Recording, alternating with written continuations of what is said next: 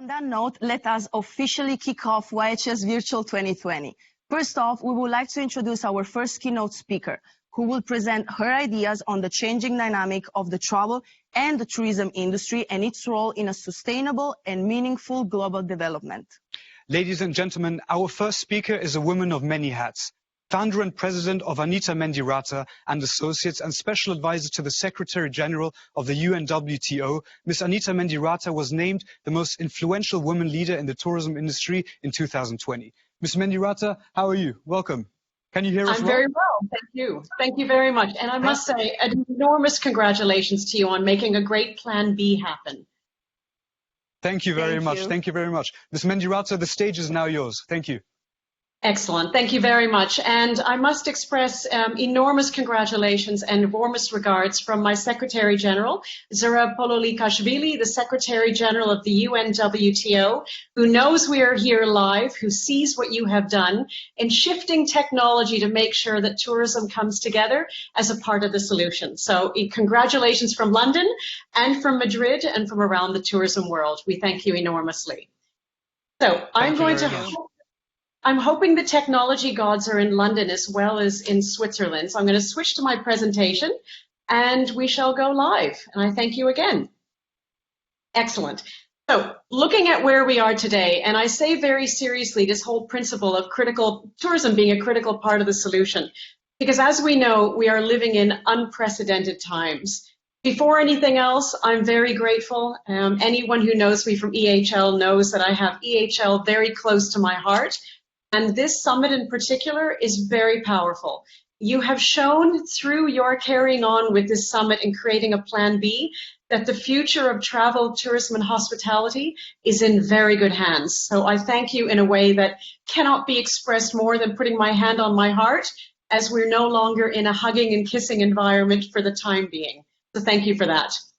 As we all know, we live in times of incredible travel and tourism. It has become an industry that is defining our generation, and it has defined how the world is connecting, not just economically and socially, but emotionally.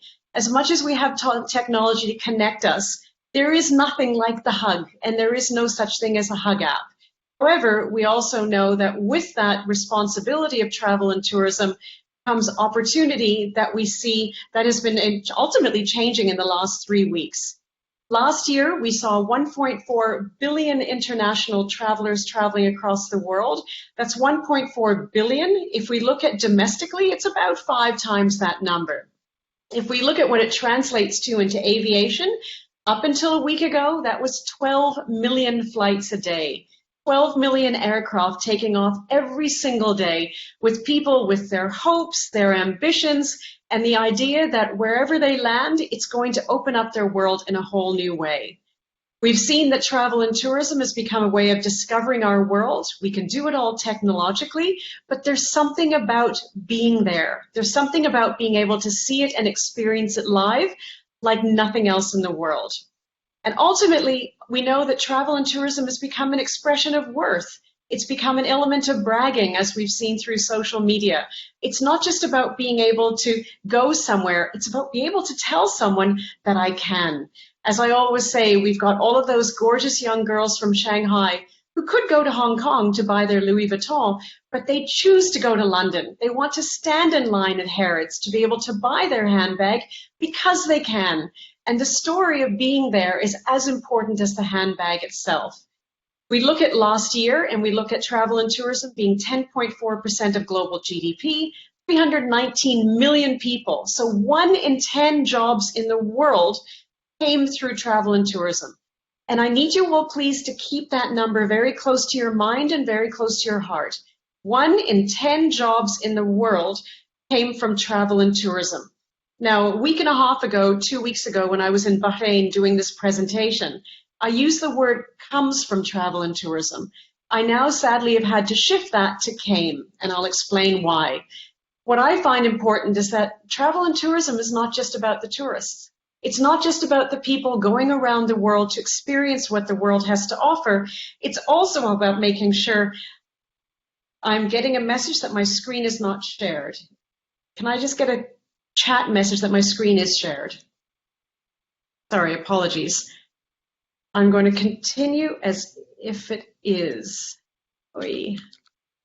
Miss Mendiratta, can you hear us still? I can indeed. Sorry, I just received a message saying my screen wasn't shared. All fine with the screen. It should be Excellent. all right. Do you want me to go back to the beginning? No, it's fine if you just carry on from where you left off. Okay, easy enough. Fair enough. That's grand. I must say, it's nice being the guinea pig. I know that I'm in good hands. So You're doing a great job to start off with. Well done. My apologies. At least you know now I know my presentation. So, as I was saying, travel and tourism is not about the tourists themselves. It's the impact that it has, going back to that 1 in 10. And for anyone who's seen my presentations, this is when I usually start talking about the power of the egg. And it's ultimately about, whoops, are we still sharing? Just checking. The sharing is still going ahead. Excellent, brilliant, sorry. Someone has to be the victim of technology. So if we look at it, we talk about, as I always say, the power of the egg. So if you go to a hotel restaurant, how many people were between you ordering the egg for breakfast and the ultimate chicken? As I've said, as anyone has seen, it's 1 in 10. We were looking up until about 3 weeks ago at reaching 1.8 billion tourists in 2030 at an unprecedented rate of growth. However, and this is where the presentation takes a shift, and this is where this is now 1,000% bespoke for EHL. We know that with COVID-19, the coronavirus, a specific case of coronavirus, that the world has been grounded. It's been grounded through airlines, it's been grounded through travel, it's been grounded through travel bans. This is, in all of our lives, hopefully, the greatest challenge we will ever go through, and we never experience it again. It is heartbreaking to see what has happened. Ironically, it has actually showcased the value of the travel and tourism industry. And there's a great little experience that we found recently that will tell why. I'm now going to shift to where we are right now. If we look at it, we have hundreds of thousands of cases of the coronavirus or COVID-19 going around the world. Almost 6,500 lives have been taken. But importantly, when people say that they're affected or not, everyone is affected by COVID-19. Every single human being is being affected. You might not have the virus, but chances are you know someone does. Importantly, chances are we know someone who is terrified for their job right now, not just for their physical health. So the financial health and therefore family health has become at risk. We've seen airlines grounded, we've seen bankruptcy so far, Jet Airways out of India, we've had Flybe go into bankruptcy. A statement was made this morning by an airline association saying that most airlines will declare bankruptcy this year, allowing them to at least go into a survival mode in terms of creditors and debtors. We are in unprecedented times. What's even more terrifying than the virus physically is the virus of fear that is spreading, and it's causing people to get into patterns of behavior like we've seen no other. I think the price of toilet paper has exceeded the price of gold, I'm quite sure. But it's crazy to see how people are reacting because ultimately people react differently to panic. We are seeing countries being closed down. We are seeing development being stopped. We are seeing major events, like whether it's the Tokyo Olympics or Expo 2020 in Dubai, events that have been planning for years being questioned. And as we've seen with your own summit, we're finding that last minute we're having to find solutions to be together, even though we can't be together. And ultimately, even if you think of Mickey Mouse, all the Disneys around the world, all those kids' hearts are breaking because travel and tourism, a connector of people, has had to stop because that connection is not 100% clear. But again, this is where the interesting twist is coming. Our industry was often seen as being very secondary, as non-essential, whether it was the hotel sector, airlines, resorts, whatever it might be. We weren't quite understood to be a critical part of the economy. And now this has happened. And with that, explanation has come around why travel and tourism matters. I'm going to flip now to some charts that are showing what the predictions are. If we look at it, we're looking at a significant decline in international travel and tourism. We're seeing a drop of around 3% estimated simply because of the virus and how it's stopping the world. Even more frightening, we're seeing from an aviation perspective, the drops that are coming, even just Friday night's announcement in the US how it grounded airlines coming from Europe. This is a quick overview of what we expect it to cost the global economy because we're losing so many people traveling. 7.6 million passengers between the US and Germany, a $4 billion drop. From France, 7.6, Italy, 6.9. IATA had already declared almost $113 billion was going to be lost from the coronavirus, COVID-19, before this happened. Now we're adding on top of that because of airports and countries literally shutting their borders, and it's only going to get worse. We're seeing financial markets are dropping because ultimately the value of the airlines themselves is plummeting as a result of what's happening. And I'm trying to do it now in terms of moving to a next video. I'm going to ask the lovely team across at the summit itself to please hit play, because this is how this virus, COVID-19, has revealed the ultimate value of our industry and why we are going to become part of the solution. If I can ask you please to play. A ferocious unraveling in the stock market. On Thursday alone, the Dow fell 2,300 points. Altogether, more than 2.5 years of gains under President Trump are gone. The U.S. economy is grinding to a halt on purpose to fight the spread of coronavirus, something that could tip the U.S. economy into recession. Notable economist Mohamed El-Erian tells us a global recession is very, very likely. Now, first, I think a global recession is unfortunately very, very likely. Here's how that could happen. Let's use sports as an example. The NBA, the NHL, March Madness, baseball, canceled or delayed. That's not just players and fans. It's the hotel cancellations. It's the empty restaurants. It's the supply chain before big events, the vendors, the ushers, the other hourly workers who may have to go without pay. They, in turn, have less money to spend. This hurts the economy far and wide. Social distancing has the travel industry in a rough patch not seen since the days after 9/11. Airlines are slashing flights as demand disappears. Hotel and cruise line bookings have collapsed, and some cruise operators are canceling cruises through May. Airlines have hiring freezes. Norwegian Air is temporarily laying off up to half its workers. Thousands of schools are closed, millions of Americans working from home. Avoiding public places will hurt sales at restaurants, retailers, malls, other public venues, and idle millions of Americans who work there. In short, a stopped economy cannot grow, and that will likely lead to a recession.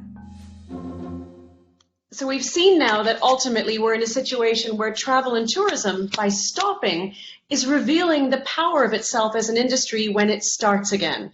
And it's interesting to see how CNN, which I'm blessed to have as one of my international clients, recognize that's the best way for people to understand what happens when we stop moving. Because ultimately, we as a society need to move. We've become a global community that connects through travel and tourism. We've seen the value that it has at all levels. And it's not just about the value that travel and tourism has. It's about the values. It's about the fact that we are one of the only industries in the world that ultimately takes care of SME development, starting up small businesses, allowing people to be able to have something to wake up to in the morning that protects their livelihood, protects their families, and gives them hope that tomorrow's going to be a better day. We're an industry that protects wildlife. We're an industry that protects children. It protects culture. It protects heritage. Ultimately, it protects human bonds, because the more and more our world is connecting through technology, the more we need the direct contact. Equally, we're the only industry in the entire world where people of one part of the world, completely different from another, travel halfway across the world, or even just across the border, to discover someone different. And in today's politically very sensitive times, to have an industry that encourages understanding one another because of how we are different, only to find out that we are the same, is spectacular. If we look at it then, I've got another little video which I think captures beautifully the spirit of our industry and why I believe when countries are deeming themselves to be safe again, to be secure again, and able to open up their doors, and I fundamentally believe that will be from the East, starting in Asia, because they were on the front line first, and they've learned through their experience the power of containment, the ability of controlling something that was beyond our comprehension, and how to start seeing glimmers of hope. I believe that our world is going to travel even more than ever. This past week, I was in Miami at board meetings with leaders from the international travel community, and so many were saying that their bookings for 2021 are off the charts because people aren't stopping traveling. They're shifting when they are going to travel. And why do we need travel and tourism? Why do we need the opportunity to connect across borders, across cultures, and across mindsets? It's for reasons that are demonstrated, I believe, perfectly through this video. So if I can please ask the team in Switzerland to play. Have you ever stopped and observed the spectacle of the arrival hall? Look at the faces of the people waiting. Do they wonder if anything changed while we were gone?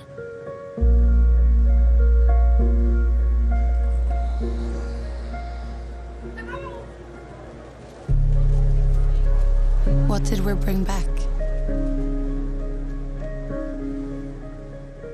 Did we find what we were looking for? Was the world different than we thought?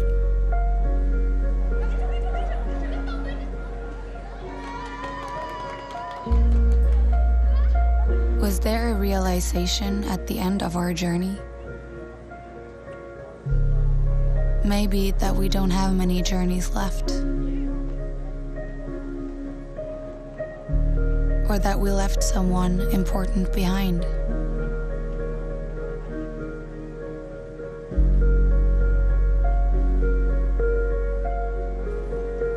Sometimes the journey is life-changing.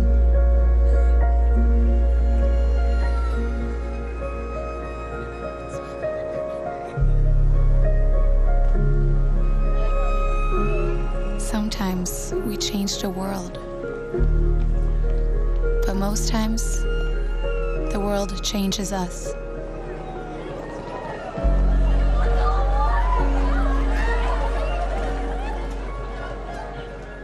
We find love.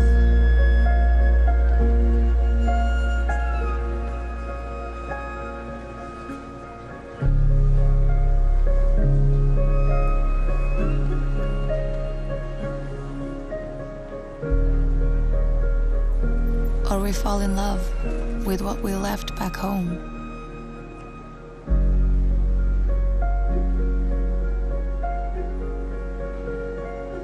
We come home with a new family, with new priorities, with experiences that will stay with us forever, with an idea we believe in. And at SAS, we send millions of travelers through these doors every year. We know change when we see it.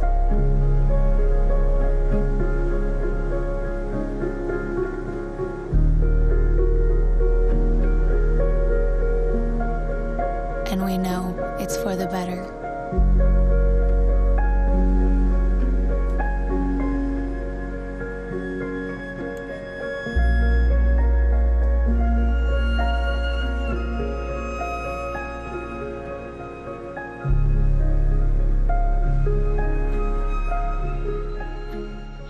Ultimately, that is why travel and tourism matters. And like anything, when we are told we can't do something, the desire to do it increases even more.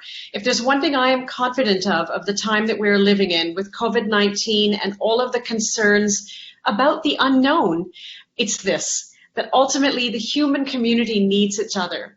Mother Nature has a remarkable way of rebooting the world. I don't think anyone is complaining about over-tourism right now.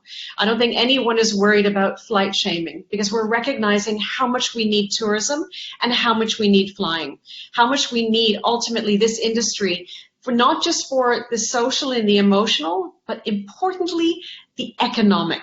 Now is our opportunity to reboot understanding about one of the most critical parts of our society, and that is travel and tourism and hospitality. So for everything you do, please, please, please take to heart, you are part of the solution. And the sooner we are able to get the world moving again through travel, through tourism, through trade, through hospitality, the stronger, more connected, and more resilient our global community is going to be. And with that, I say thank you very much, and I hopefully successfully go out of sharing mode. Excellent. I think we're back. Yay! We're back. Great. Thank you very much, Ms. Mendiratta. Just quickly, we understand there were maybe some slight technical issues with the videos. To let you know, we'll be uploading the videos onto the YHS website, so we'll be able to look at them after the summit has ended, of course. Now, Ms. Mendiratta, we'd like to move on to a small Q&A with you, if that's all right. Yes, we have received multiple questions, and one of them is, not only in terms of recovering from the virus, how do you think large groups will strategize differently to deal with potential new worldwide disasters? It's interesting. It's a great question, and there are two ways of answering that. Firstly, I think what's important is that you use the word new ways. The whole concept of video conferencing, video summiting, creating a plan B, that is where the innovation opportunity has really been sparked by this. Even though we couldn't get together in the same room three-dimensionally, we found a one-way dimension to do it. We can hold the hugs off for later. So I think what's happening is that firstly, at a small scale and at a large scale, people are finding new ways to connect, even if they can't do it physically. For business, for travel, it might be. I think importantly, what it's also showing is that, as I said, the challenge started in the East and it started to move west. What is critical about this is that every single human being in the world is a victim of this crisis. The communities in the East, in Asia, did not want this. It was stricken upon them and it's moved west, which means the most powerful resource we have in the future for managing any crisis is information. And sharing that quickly and honestly. Because if anything has been proven with COVID-19, it is very democratizing. We're all in this together, we're all at risk, and we all have to come through it stronger. Thank you very much. And we follow with another question, which is, what are your predictions for jobs in the next few years as we are graduating in the next few years with hospitality degrees? It's a fabulous question and very relevant. I think jobs are going to rebound as soon as we can recognize the economic sectors that need to quickly be remobilized to get people working again. But also jobs are different now. The opportunity for people to engage in business in a way that is flexible, in a way that is global, and in a way that is connecting through technology will naturally change it. One thing I always speak of, though, is that technology will never replace touch. In the hotel segment, for instance, there's much that can be done to use technology for efficiency of different parts of the experience chain. But at the end of the day, the hotel sector is about guest experience. It is about local connection and immersion. So jobs are going to change to recognize where can technology make things more efficient, more effective, and cost-effective. But the human factor is going to be magnified just as much, because we don't travel to be able to use an app. We use the app to be able to enhance how we travel. Thank you very much, Mrs. Mendiratta. We appreciate your time and for answering all the questions. We have a lot of viewers that are very interested into your topic. Yeah, everyone's been inspired, absolutely, and it's a great way to kick off the summit. So thank you very much, Mr. Mendiratta, once again for helping us kick off this virtual YHS and entering into new waters, really. Yeah, thank you. Brilliant. And again, I commend you enormously for what you have done, how you have done it, but more importantly, the fact that YHS and EHL refuse to say no. That's what's going to bring the world back on track again. So again, I am very confident our future of hospitality is in exceptional hands. So good luck with the summit, and thank you dearly for having me with you. Thank you very much, Ms. Mendiratta. All the best to London. Thank you. Lovely. Thank you. Take care. Okay, so you all might not be here in person, but I'm sure you are all as impressed as we are. With constant shifts in the landscape of this business, I trust you all will take Mrs. Mendiratta's comments to the heart for the future. Now, typically at YHS, throughout these days, you would be invited to join our coffee breaks and networking sessions to allow you to mingle with all our inspirational speakers and panelists. Although we're not able to provide you with the same experience this time round, we would still like you to be able to engage with us. So throughout the summit, as you all have been doing already, our speakers may conduct some live polls, and of course you can continue sending in your questions live via this webinar. That's right, Chris. So we ask you, hop on onto social media channels and share your thoughts with us. You can use LinkedIn, Facebook, Instagram to voice your opinion by simply tagging the Young Hotelier Summit page and using the hashtag YHS Virtual 2020. Share any insight and comments you may have in regards to our speakers and future panelists. We will kick off right now with our first virtual coffee break. While we wire up our next speakers, make sure you make yourself comfortable, grab a quick snack, and we will be back shortly. Thank you.